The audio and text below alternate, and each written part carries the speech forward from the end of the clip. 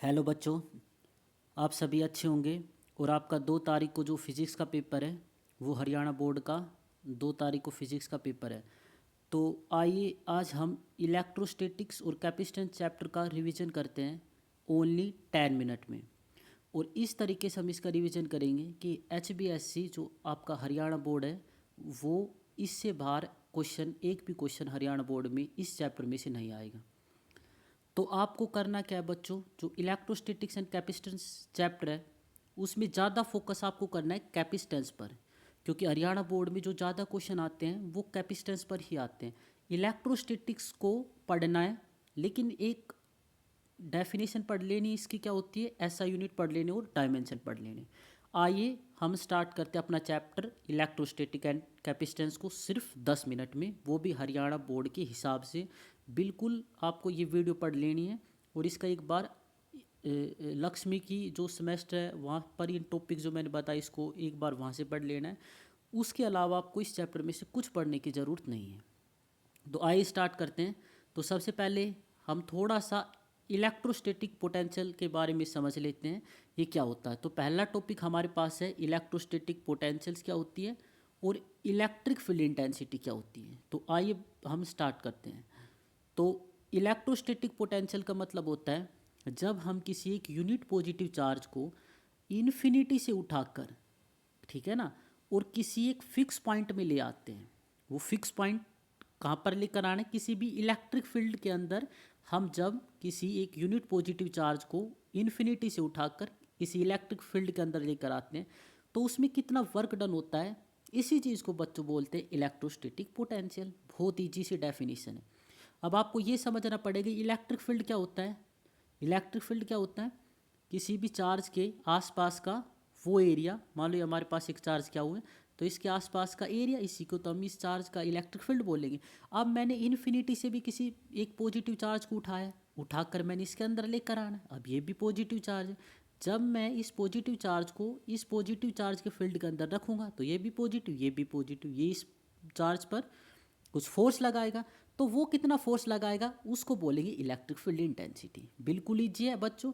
जब किसी unit positive charge को इन्फिनिटी से उठाकर किसी भी इलेक्ट्रिक फील्ड में रखते हैं तो उसमें टोटल कितना वर्क डन हुआ है, इलेक्ट्रोस्टैटिक पोटेंशियल, और रखने के दौरान कितना फोर्स लगाएगा, इलेक्ट्रिक फील्ड इंटेंसिटी।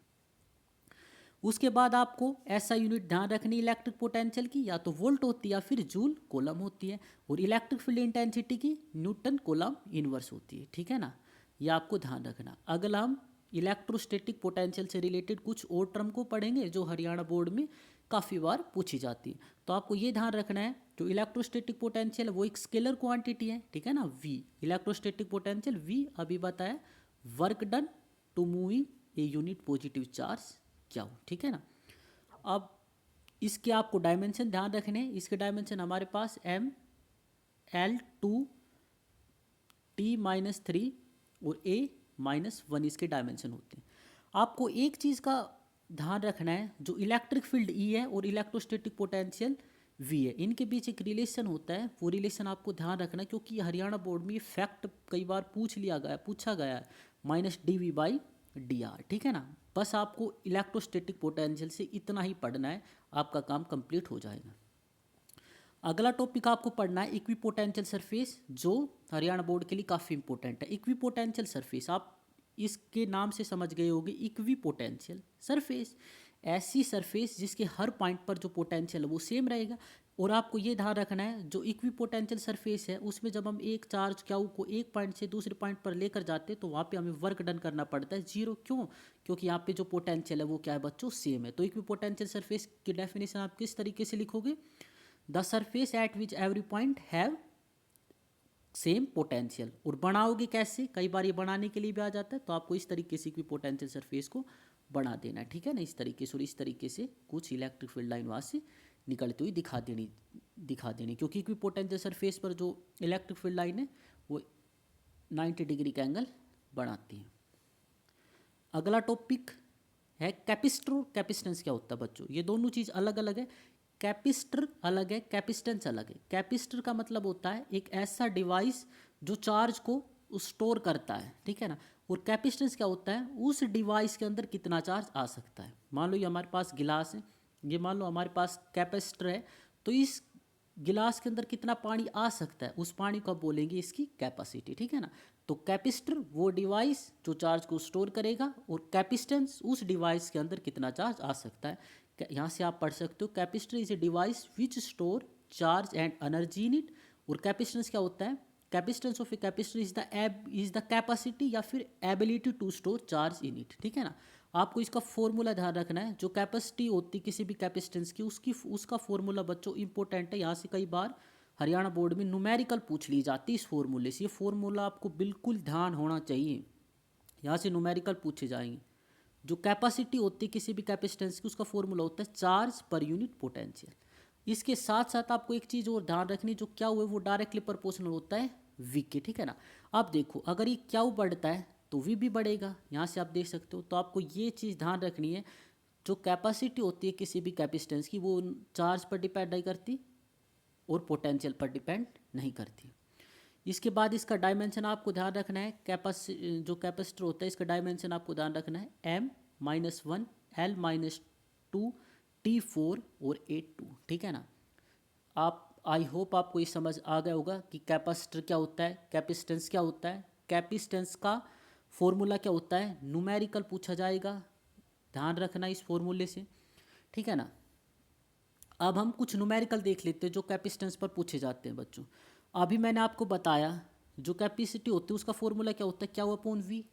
तो चार्ज का फॉर्मूला हमारे पास क्या हो जाएगा, सी वी, ठीक है ना। अब देखो 3 कैपेसिटर हमारे पास जिनकी कैपेसिटी दे रखी है 2 पिकोफैराड और 3 पिकोफैराड, कनेक्टेड है पैरेलल में, तो इसका चार्ज निकालना है। बहुत आसान है बच्चों, कौन सा फॉर्मूला लग जाएगा, कैपेसिटी वाला, C इज इक्वल टू क्या हुआ अपॉन वी। तो क्या हुआ हमारे पास कितना हो जाएगा, सी वी, ठीक है ना।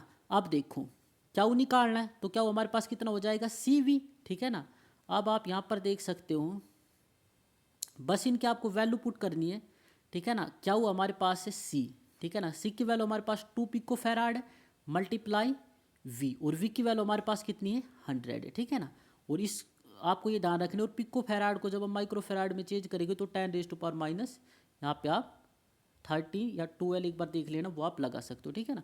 यानी कि इस पर न्यूमेरिकल पूछे जाते हैं। अगला न्यूमेरिकल भी बिल्कुल सेम है, एक कैपेसिटर है, कितना कितना उसकी जो वैल्यू दे रखी है वो 50 पिकोफैराड का, इस चार्ज टू ए पोटेंशियल, जो वी की वैल्यू 20 वोल्ट दे रखी है। तो आपको एनर्जी निकालनी है, आपको ध्यान रखना है जो एनर्जी का फॉर्मूला होता है वो होता है हाफ सी वी स्क्वायर। तो बहुत ईजी तरीके से निकाल लोगे, हाफ मल्टीप्लाई सी की वैल्यू कितनी दे रखी है बच्चों, 50 मल्टीप्लाई वी की वैल्यू कितनी दे रखी है 20, तो 20 मल्टीप्लाई 20। आप यहाँ पर इसकी डायरेक्टली आपको ध्यान रखना है, जो एनर्जी स्टोर इन कैपेसिटर होता है उसका फॉर्मूला आप बच्चों ये पढ़ सकते हो, एनर्जी स्टोर इन कैपेसिटर, ठीक है ना। एनर्जी स्टोर इन कैपेसिटर का फॉर्मूला आप यहाँ पे ये देख सकते हो, ठीक है ना। इंपॉर्टेंट टर्म है एनर्जी स्टोर इन कैपेसिटर, कई बार ये पूछा गया, आप यहाँ पर देख सकते हो एनर्जी स्टोर इन कैपेसिटर का फॉर्मूला, ठीक है ना। सेकंड हमारे पास, सेकंड क्वेश्चन हमारे पास पूछा गया है चार्ज, ये चार्ज के बारे में। तो चार्ज का तो मैंने आपको अभी बताया था, जो चार्ज क्या होता है हमारे पास, सी वी होता है, ठीक है ना। तो ये दो फॉर्मूला आपको न्यूमेरिकल पूछे जाएंगे, याद रखने, ठीक है ना। क्यू सी वी, और energy store in capacitor half C V square, ठीक है ना। और जो हमारे पास सी है इसका फॉर्मूला क्या होता है, क्या अपॉन वी। ये तीनों फॉर्मूले इंपॉर्टेंट है, यहाँ से न्यूमेरिकल पूछे जाते हैं। अगला एक बहुत ईजी सा डेरिवेशन, एक ही डेरिवेशन में इस चैप्टर में से आपको सजेस्ट करूँगा। एक और डेरिवेशन है वो मैं फिर लॉन्ग क्वेश्चन की सीरीज करवाऊंगा, वो उसमें हम कवर करेंगे। इस चैप्टर में से मैं एक ही डेरिवेशन आपको सजेस्ट करूँगा, वो डेरिवेशन है expression for capacitance of a parallel plate capacitor, right the factor on which capacitance of a parallel plate capacitor is depend, ठीक है ना। मान लो हमारे पास ये दो कैपेसिटर है, ये एक प्लेट है और ये वाली हमारे पास दूसरी प्लेट है, ठीक है ना। ये कुछ दूरी डिप पर रखी हुई है, ये पॉजिटिव चार्ज की प्लेट है, ये नेगेटिव चार्ज की प्लेट है, ठीक है ना। तो इसकी कैपेसिटी कितनी होगी, ठीक है ना। अब हम पढ़ लेते हैं बच्चों इसके बारे में। मान लो ए इनका एरिया ऑफ द प्लेट है, डी इन दोनों के बीच की दूरी है, क्या इन पर चार्ज है, और ई इलेक्ट्रिक फील्ड है। देखो अब यहाँ पर पॉजिटिव चार्ज, यहाँ पर नेगेटिव चार्ज है इस प्लेट पर, तो पॉजिटिव और नेगेटिव चार्ज आपस में क्या बनाएंगे, इलेक्ट्रिक फील्ड बनाएंगे। तो यहाँ पर ई हमारे पास इलेक्ट्रिक फील्ड है। अब आपको बच्चों इलेक्ट्रिक फील्ड का फॉर्मूला आपको पता होगा। इलेक्ट्रिक फील्ड हमारे पास क्या होती है, इलेक्ट्रिक फील्ड हमारे पास होती है सिग्मा अपॉन एप्सिलॉन नॉट, यही मैंने लिखा है। अब क्योंकि यहाँ पर प्लेट है तो सिग्मा की जो वैल्यू हमारे पास हो जाएगी वो हो जाएगी क्यू अपॉन ए। देखो अब यहाँ पर सिग्मा इसकी वैल्यू हमारे पास होगी क्यू अपॉन ए, और नीचे तो हमारे पास एप्सिलॉन नॉट था, यही टर्म मैंने यहाँ पे लिख रखी है। अब हमारे पास जो पोटेंशियल्स होती है, इस इलेक्ट्रिक फील्ड और पोटेंशियल के बीच जो रिलेशन होता है, वी इज इक्वल तो हमारे पास क्या होता है बच्चों, ई डी होता है, ठीक है ना। अब बस हमें कुछ करना नहीं है, जो हमारे पास V is equal to E D है, हम यहीं से अपनी इसको सोल्व करेंगे। यहाँ तक आ गए हम, V is equal to E D, ठीक है ना।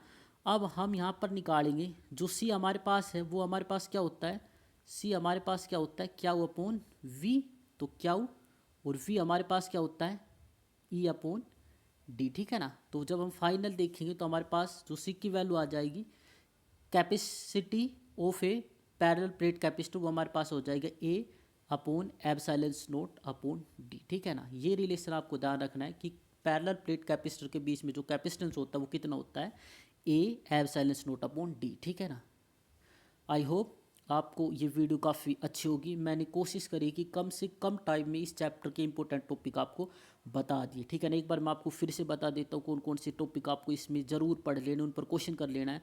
फर्स्ट पढ़ लेने आपको बच्चों इलेक्ट्रोस्टैटिक पोटेंशियल, ठीक है ना, और इलेक्ट्रिक फील्ड इंटेंसिटी की सिर्फ डेफिनेशन, कोई डेरिवेशन करने की जरूरत नहीं, सिर्फ definition, SI unit, dimension. Second आपको कर लेना है कैपेसिटर क्या होता है, कैपेसिटेंस क्या होता है, ठीक है ना, कैपेसिटेंस और कैपेसिटर के बारे में, ठीक है ना। और यहाँ पर न्यूमेरिकल जरूर करना है, यहाँ पर हमारे पास न्यूमेरिकल पूछा जाता है। न्यूमेरिकल कौन से थर्ड टॉपिक है न्यूमेरिकल कैपेसिटेंस पर, कौन कौन से फॉर्मूला करना है, सी इज इक्वल टू क्या अपॉन वी से एक फॉर्मूले से काफ़ी न्यूमेरिकल पूछे जाएंगे।